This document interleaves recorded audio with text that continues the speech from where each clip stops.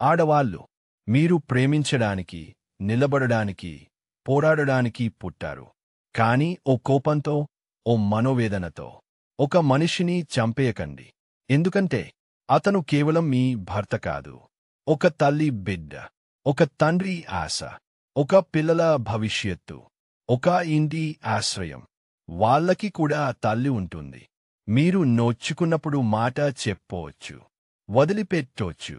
కాని ప్రాణం తీసే స్థాయికి వెళ్ళకండి. ఎందుకంటే మీరు చంపేది ఒక శరీరం మాత్రమే కాదు, అతని తల్లి ఆశలు, తండ్రి గర్వం, పిల్లల కలలు. ఇవన్నీ.